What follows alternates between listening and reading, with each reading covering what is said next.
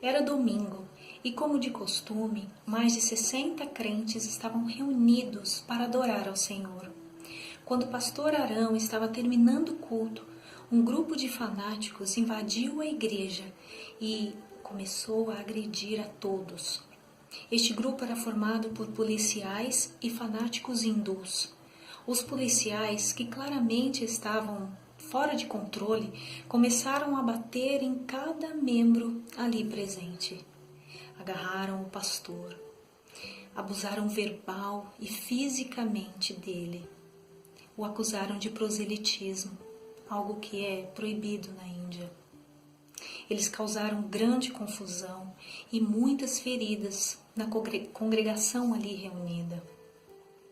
Um dos líderes da igreja, o irmão Santos, correu para ajudar o pastor, mas foi preso junto com ele. O irmão Santos foi preso por falsas acusações de proselitismo, mas logo foi solto no dia seguinte. Já o pastor Arão, permaneceu preso por um longo período de tempo.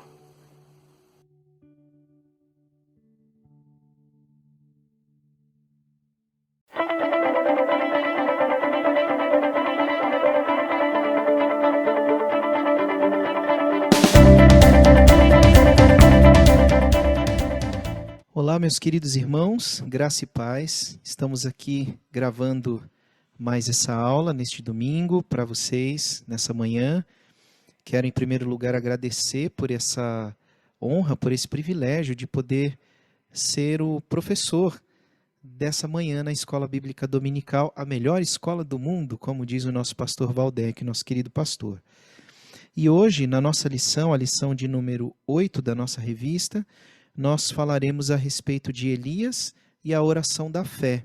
Então, nós temos aqui alguns textos bíblicos que os irmãos podem acompanhar.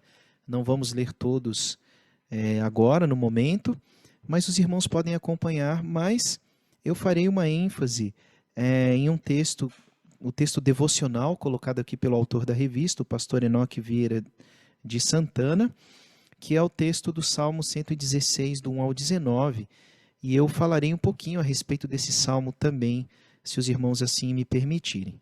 Então, antes de começarmos a lição, vamos orar ao Senhor para que Ele nos ilumine a mente. Oremos. Ó Senhor, muito obrigado por essa oportunidade. Eu te agradeço, Pai, por estarmos mais uma vez na Tua presença, estudando a Tua palavra, aprendendo sobre o Senhor, aprendendo sobre a oração, que é esse ato tão importante, Pai, de estarmos diante do Senhor, colocando nossas súplicas, nossas aflições diante do Teu altar, Senhor. Obrigado, porque o Senhor é um Deus magnífico e mesmo na Tua imensa grandeza, o Senhor mostra a Tua misericórdia para conosco e inclina os Teus ouvidos para nos ouvir, Pai. E sempre nos dá uma resposta, Senhor. Louvado seja o Teu nome, Pai. Nos abençoe com a Tua sabedoria. É assim que nós oramos, pedindo e agradecendo em nome de Jesus, o Teu Filho amado. Amém. Muito bem, meus irmãos. Então, os textos básicos aqui são baseados em 1 Reis, nos capítulos 17 e nos capítulos 18. A revista coloca como texto básico o capítulo 17, versículo 1, e o capítulo 18, versículo 1 até o versículo 42. É importante que os irmãos leiam esses textos em casa, são textos bem conhecidos, principalmente do capítulo 18, que é o famoso diálogo, né, ou o famoso, digamos que, debate ali entre Elias e o rei Acabe a respeito de chover ou não, né? Então, era um período muito difícil, Israel estava se desviando muito dos caminhos de Deus por conta de uma liderança que não era muito, digamos que fiel aos caminhos do Senhor. A gente conhece a história do rei Acabe e da sua esposa Jezabel, né, que era uma pessoa muito difícil, muito avessa à fé no Senhor. E por imensos... a história mostra isso, né, e causou imensos problemas no reino de Israel, lembrando que já era o reino dividido, não era mais um reino só, era o reino dividido, Judá ao sul, Israel ao norte, e ela trouxe imensos problemas ao povo, trazendo cultos estranhos, coisas realmente muito ruins. espiritualmente falando, para o povo de Israel. Então ela trouxe grandes problemas e o seu esposo, o rei Acabe, seguia muitas dessas orientações ou muitas dessas práticas de sua esposa. E Elias, como um profeta do Senhor, ele teve um grande embate, né, digamos assim, com a realeza, com a liderança do país. E ele ousou, entre aspas, né, desafiar ali, baseado no poder de Deus, obviamente, não no próprio poder dele, mas ele desafiou a liderança do seu país naquele tempo nas práticas que eles cometiam, falando que Deus não estava de acordo com aquelas práticas pagãs no meio do povo de Israel. Então, diante disso, como uma prova de força vinda de Deus, como digamos que uma carta de recomendação divina, ele ora para que não chova mais em Israel por um período. E realmente isso aconteceu, não houve chuva, houve uma grande seca em Israel por um grande período. Mas a lição aqui, então, ela não vai se ater a fatos históricos, mas ela vai comentar a respeito da prática da oração, né? De como Elias, o profeta, foi um homem de oração, né? E como era esse relacionamento dele com Deus, baseado na oração, né? Na maneira como ele orava a Deus. Logo no início, você também tem aqui um versículo-chave, que é o texto de Tiago, capítulo 5, versículo 17, e está escrito assim: Elias era um homem semelhante a nós, sujeito aos mesmos sentimentos, e orou com insistência para que não chovesse sobre a terra. E por 3 anos e 6 meses não choveu. Então, Tiago, ele coloca dessa maneira, né, esse fato de que um homem comum como nós, apesar de ser o profeta Elias, né, então ele tem essa importância histórica, mas ele era um ser humano, igual a você, igual a mim, e ele orou a Deus na sua fé, e Deus atendeu a sua oração, fazendo uma coisa aos olhos humanos praticamente impossível. Não choveu por 3 anos e 6 meses em Israel. Deus atendeu o pedido do profeta Elias, né? Olha que interessante. E logo no início aqui, o autor faz uma provocação que eu achei muito interessante, eu vou ler para vocês. Ele diz assim, ó: Vamos iniciar esta lição fazendo uma pergunta cuja resposta nos ajudará a compreendê-la melhor. O que é uma oração eficaz?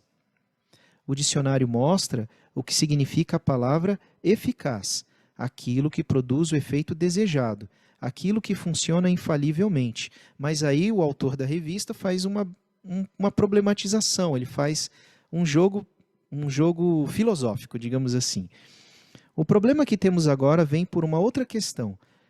Uma oração eficaz é então aquela que produz a resposta que nós desejamos? Ou seja, a oração eficaz é aquela que é atendida conforme o nosso desejo, conforme aquilo que queremos? Deus é obrigado a nos atender dessa forma? É interessante porque no meio evangélico hoje, principalmente no meio evangélico mais voltado a uma tradição pentecostal, digamos assim, ou neopentecostal, eles têm essa colocação, né, a ideia de que Deus tem que atender o meu pedido porque eu sou filho dele, eu sou príncipe, e por uma teologia chamada teologia, a gente chama de teologia da prosperidade, ou da oração de determinação, eu tenho esse poder de mover o mundo espiritual pela minha palavra de cristão, de fiel, né? E em nome de Jesus eu posso determinar coisas e Deus tem que atender esse pedido. Essa é uma interpretação um pouco perigosa, porque nos coloca em um patamar praticamente igual a Deus, e não é assim que funciona. Nós somos servos, não devemos nunca nos esquecer da nossa real posição diante de Deus. Deus é o Senhor soberano, supremo do universo. E diante desse Senhor soberano, Ele nos permite ter acesso a Ele através de Jesus, nosso Salvador, mas de maneira nenhuma nós temos autoridade sobre Ele. Ele não é um servo nosso. É o contrário, nós o servimos. Podemos fazer pedidos, podemos colocar as nossas petições, e Ele até nos incentiva a fazer isso, nos coloca isso como algo necessário para o nosso relacionamento com Ele, porém é Ele quem decide se tal pedido é pertinente, se pode ser atendido ou não. É muito interessante a gente lembrar disso, tá bom? É assim que a Bíblia nos coloca. Mas, assim, no meio evangélico hoje, a gente tem muito essa questão digamos que do super crente, né, do poder do ser humano. Então, o autor da revista coloca da seguinte forma: se observarmos o meio evangélico, encontraremos vários tipos de pessoas que oram. Então, temos o primeiro tópico, pessoas que oram pela convicção de que somos humanos. E temos o segundo e último tópico, que é tipos de pessoas que oram pela persistência, né? Persistindo diante de Deus nas suas petições, nos seus pedidos. Na primeira parte que eu coloquei, pela convicção de que somos humanos, ou seja, vários tipos de pessoas que oram pela convicção de que somos humanos, nós temos dois grupos distintos. Nós temos um grupo que se coloca ou adota a postura dita humanista hoje, né? De que o ser humano ele é um super ser, né? Ou ele é um super humano, digamos assim, né? E que pelo fato dele ser humano e ele ser super, entre aspas, poderoso, ele é autossuficiente. Esse pensamento é muito perigoso, é um pensamento já muito antigo, né? Tem suas raízes lá no pensamento iluminista, né? Falando da razão, do conhecimento, né? E esse pensamento foi ganhando novas camadas ao longo da história. Então hoje nós temos uma humanidade, de um certo ponto, até arrogante, porque a humanidade ela fez muitas conquistas importantes com o seu conhecimento, com a sua tecnologia. Recentemente nós vimos aí empolgados, nós que gostamos aí de ciências e tal, né? E os irmãos podem ver aqui que eu sou um fã de Star Wars, né? Então tem muitas coisas aqui relacionadas ao filme, né? E tudo mais. Mas vimos aí, por exemplo, uma nave, né? Que foi mandada de novo para Marte, o Perseverance, né? Que foi enviada para lá com um sistema revolucionário, já está enviando fotos de alta resolução em um outro mundo, em um outro planeta. Isso é uma conquista muito grande da tecnologia humana, né? E também a questão da pandemia, né? Nunca na história foi construída em tão pouco tempo uma vacina, né? Ou várias vacinas que são até certo ponto eficazes. A gente não tem provas conclusivas 100%, mas é o único remédio, né? A única arma que temos, além da nossa oração, obviamente, mas a única arma física aqui que temos contra essa pandemia que tem nos assolado. E foi um avanço, foi uma conquista da ciência, né? E ao longo da história, principalmente no século XX e XXI, nós temos visto essa ideia humanista, né, do super-humano, o ser humano se tornando autossuficiente. É interessante que esse pensamento permeia, ele entra sorrateiramente no meio da igreja. Então, essa ideia de determinarmos a Deus o que deve ser feito, de não aceitarmos, falar, eu não aceito essa doença no meu corpo, por quê? E assim por diante, passa um pouco por esse pensamento que, de forma sorrateira, tem entrado no meio da igreja, né, e colocando esse pensamento na mente dos irmãos, dos crentes, e muitos crentes achando que são super-humanos, são seres com poderes sobrenaturais, intocáveis, e que podem falar em nome de Deus e que Deus libera os seus poderes para que eles possam usá-los ao seu bel prazer.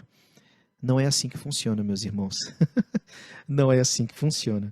Então, oramos pela convicção de que somos humanos, mas não pensando que somos seres humanos superpoderosos, muito pelo contrário. Não foi isso que Elias percebeu quando ele teve sua atitude. Olha que interessante. Elias era um homem como todos os humanos, é verdade. Como todos os seres humanos. Nós nos engrandecemos, fazemos conquistas poderosas, né, diante da natureza, com a nossa inteligência, né, com a nossa capacidade. Mas nos esquecemos muitas vezes que nós somos também pessoas falíveis. Temos um tempo falível e a pandemia do coronavírus tem mostrado isso para a gente. Um inimigo invisível, minúsculo, mas que tem colocado o mundo de joelhos, né? O mundo prostrado, com medo, dentro de casa, né? Então é muito interessante isso. Elias era um homem falível, semelhante. Ele não era um Deus, ele não era um ser divino, não era um Deus que veio dos céus com grandes poderes e esteve no nosso meio. Embora isso tenha acontecido na história, sabe quando? Jesus Cristo. Ele não é um Deus. É interessante comentar isso, tá bom? Até faço um gesto legal aqui. Jesus Cristo não era um Deus, como algum grupo religioso tenta colocar. Jesus Cristo é Deus encarnado, com D maiúsculo. Na história humana, a divindade suprema, o Senhor Todo-Poderoso, se tornou carne e esteve no nosso meio. Jesus é Deus, o único que desceu dos céus em forma humana, conforme a Bíblia coloca. Mas Elias era um ser humano, como eu e você, falível, né? Com muitos problemas. Olha só que interessante. Ele tinha sentimentos, ele sofreu perseguição, ele sofreu isolamento, incompreensão. Ele teve uma atitude fantástica de orar a Deus e parar de chover. E depois ele teve aquela passagem incrível, né, contra os profetas de Baal, e o sacrifício, e o fogo que veio do céu, coisas incríveis. Porém, ele sofreu incompreensão das pessoas, ele sofreu perseguição das autoridades. Irmãos, sozinho, Elias, contra toda uma nação, contra todo um governo, contra todo um exército em cima dele. Não foi fácil, ele teve que fugir, se esconder. E, por consequência, no isolamento, no exílio dele, ele se sentiu sozinho, ele ficou depressivo. É natural. Quantas pessoas hoje não estão em casa com problemas de depressão porque estão isoladas da família? Tem pessoas que não conseguem lidar bem com o isolamento. É difícil, não é fácil. O ser humano foi feito para se relacionar com outros seres humanos. É assim que funciona. E ficar no isolamento realmente não é fácil, sem ajuda de familiares ou de amigos, ou que ninguém que te dê uma palavra de incentivo ou de conforto diante daquilo que você está sofrendo. Então ele teve medo, ele fugiu para salvar sua vida, ele teve solidão, ele se sentiu só, ele até chegou a pedir para morrer, mas Deus não atendeu essa oração diante da sua solidão, da sua depressão. E é interessante que o autor da revista também coloca esse paralelo. Jesus também sofreu solidão no seu momento, ele também ficou sozinho, foi abandonado pelos seus. Ele sofreu injustiça, o profeta Elias sofreu injustiça, tentaram tirar sua vida pelo fato dele fazer o que é certo. E o que é certo? Seguir o caminho de Deus. Tentar trazer o povo à consciência de que o povo estava errado, seguindo um caminho errado, que levaria à destruição, abandonando o Deus verdadeiro, o Deus dos seus antepassados, o Deus que os tirou do Egito, que os colocou na terra que mana leite e mel. No entanto, esse povo tinha virado as costas para esse Deus maravilhoso, o único Deus verdadeiro, e estava adorando divindades falsas que os levariam à destruição, não só física, mas eterna. E Elias estava trazendo essa verdade. É bom, não parece bom? No entanto, ele estava pagando por isso, por fazer esse benefício importante. Então ele estava sofrendo injustiça diante dessa questão. E ele também ficou irado, como eu falei, em relação aos profetas de Baal, quando ele matou aqueles profetas todos, depois da prova de que Baal não poderia atender ali as orações daqueles profetas. Então, dentro desse tópico, nós vemos que vários tipos de pessoas que oram pela convicção de que somos humanos. Não humanos super-humanos, mas com a convicção de que somos humanos falíveis, dependentes de Deus. Essa é a ideia. E que sofremos muitas dificuldades. Vimos muito isso, né? Então, muitas pessoas se acham crentes e se acham super crentes ou olham para outros crentes achando, aquele cara ali é poderoso. Não, ele também é um ser humano. Pastores, líderes, todos são seres humanos e podem sofrer, podem ter suas crises. É assim que funciona, por isso devemos orar pelos nossos líderes também. Tipos de pessoas que oram pela persistência, conforme Tiago, no capítulo 5:17, né, e até o 18 ele coloca, né, e orou com insistência para que não chovesse e orou de novo. Então, Elias orou com insistência. Aí tem uma provocação aqui que eu esqueci, né? Elias fala assim no 1 Reis capítulo 17:1, nem orvalho nem chuva haverá nesses anos, segundo a minha palavra, né? Elias fala, né? Ele poderia dizer segundo a palavra do Senhor, Fica uma provocação para vocês, tá, irmãos? Depois vocês podem mandar aí as suas respostas. Eu não vou responder. Vocês acham que Elias foi arrogante? O que, que vocês acham? É a pergunta. Então, pessoas que oram pela persistência, né? E orou com insistência para que não chovesse, orou de novo. O autor coloca assim da revista: não sabemos ao certo quantas vezes Elias orou para que acontecesse seca ou chuva. Contudo, temos a certeza de que suas orações eram um bater contínuo nas janelas dos céus para que Deus fizesse valer a sua palavra diante do estado de desprezo e rebelião de Israel. Então Elias provavelmente orou com muita insistência a Deus para que ele atendesse esse pedido, para que o nome de Deus fosse glorificado. Isso é interessante colocar. O pedido não era para ele, Elias, ser mostrado como profeta, mas para que o nome de Deus fosse glorificado. Observe isso, preste atenção nisso. Sua atitude era semelhante à atitude da mulher da parábola dita por Jesus sobre o dever de orar sempre e nunca esmorecer. Também aquela mulher diante do juiz, né, que ela fica insistindo, insistindo, insistindo, até que o juiz atendesse a sua causa. E o juiz chega a atender pela muita insistência dela na parábola do Senhor. Então, Jesus fala assim: não fará Deus justiça aos seus escolhidos, que a ele chamam dia e noite, embora pareça demorado em defendê-los? Lucas 18:7. A persistência na oração move os céus e a terra, faz coisas incríveis, né? No tempo de Moisés e Josué, o Mar Vermelho e o Rio Jordão se renderam ao poder de Jeová e Israel os atravessou como terra seca. Em Gibeon, o sol e a lua se detiveram e pararam até que os hebreus vencessem e derrotassem seus inimigos amorreus. Está no livro de Josué, capítulo 10, 12 e 14. Passagem polêmica, inclusive, né? Foi o sol e a lua que pararam no céu, que coisa incrível. No tempo de Jesus, o mar e os ventos obedeceram à sua voz. Mateus 8, 23, 27. Então, a oração persistente pode fazer coisas incríveis, mas não a oração pode. Deus pode fazer, de acordo com a sua persistência, de acordo com a sua fé.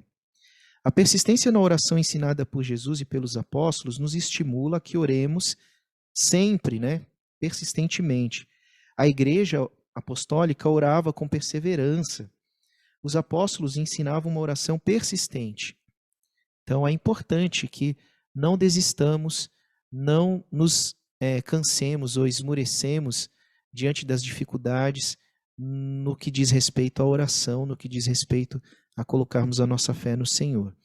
Elias orou com insistência e foi atendido. Sua oração satisfazia as aspirações divinas para a época e nisso consistia também a sua eficácia. Isso é muito importante. Elias estava orando por um propósito certo, não um propósito egoísta, mas um propósito certo de que o nome de Deus fosse glorificado. Tanto é que quando ele orou com um propósito pessoal, sem muito entender o que estava acontecendo, me mata, Senhor, porque eu não aguento mais, Deus não atendeu sua oração. Isso é importante dizer.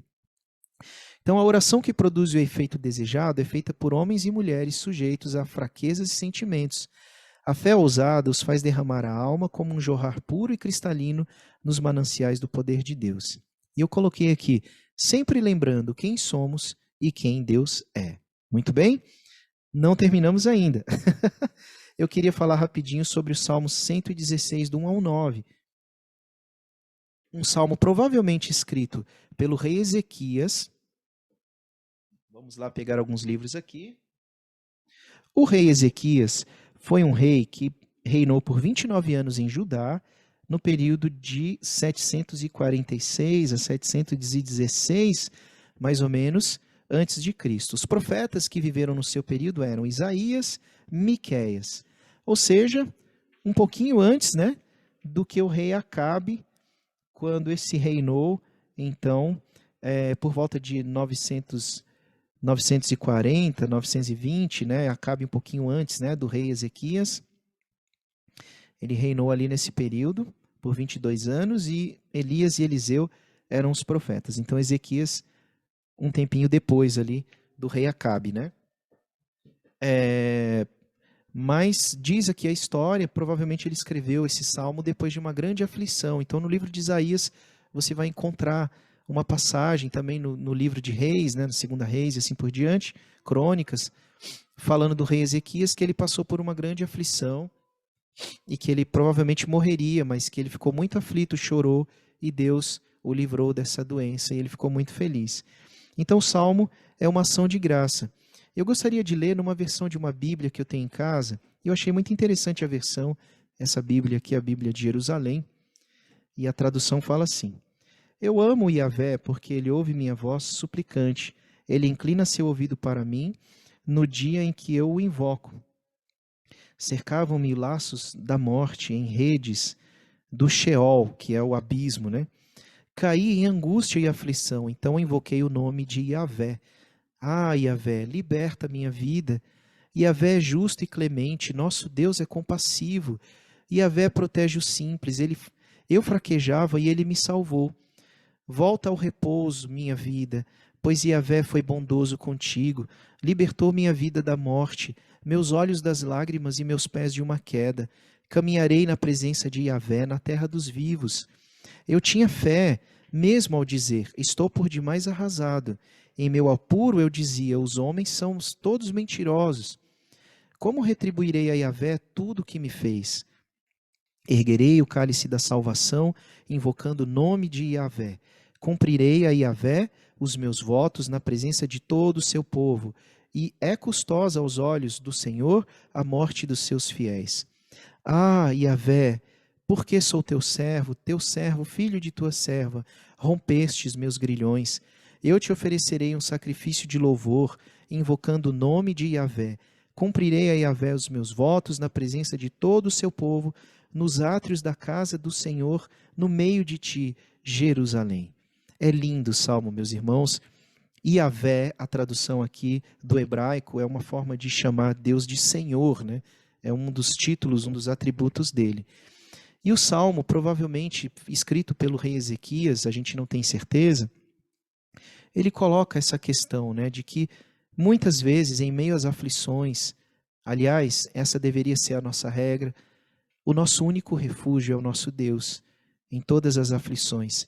E como é bom, meus irmãos, quando oramos ao Senhor, mesmo que não tenhamos o problema resolvido naquele momento, sentimos a sua presença e sabemos que Ele nos escuta e que Ele nos ouve, Ele nos entende e Ele traz o alívio e o conforto, mesmo que aquela aflição não seja resolvida naquele exato momento, mas é como se nos tivesse tirado esse peso das costas, aquele bom amigo do nosso lado falando, calma, você vai ter que andar por esse vale difícil, mas você não vai andar sozinho, eu vou andar contigo.